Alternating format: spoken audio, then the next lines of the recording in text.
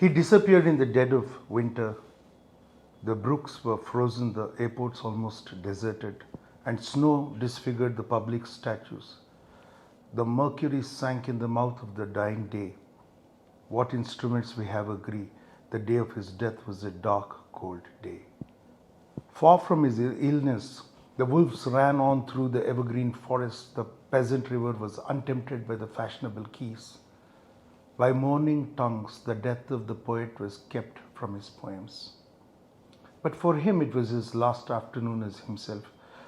An afternoon of nurses and rumors. The provinces of his body revolted. The squares of his mind were empty. Silence invaded the suburbs. The current of his feeling failed. He became his admirers.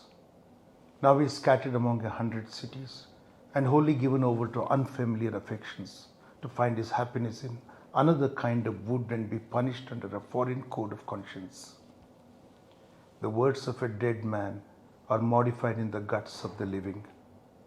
But in the importance and noise of tomorrow, when the brokers are roaring like beasts on the floor of the bourse, and the poor have the sufferings to which they are fairly accustomed, and each in the cell of himself is almost convinced of his freedom, a few thousand will think of this day as one thinks of a day when one did something slightly unusual.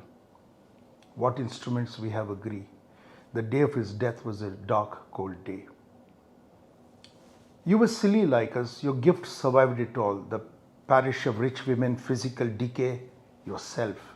Mad Ireland hurt you into poetry. Now Ireland has a madness and a weather still, for poetry makes nothing happen.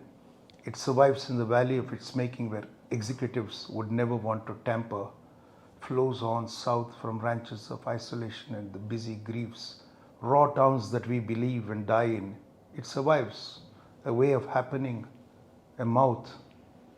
Earth receive an honored guest. William Yeats is laid to rest. Let the Irish vessel lie emptied of its poetry. In the nightmare of the dark, all the dogs of Europe bark, and the living nations wait, each sequestered in its hate.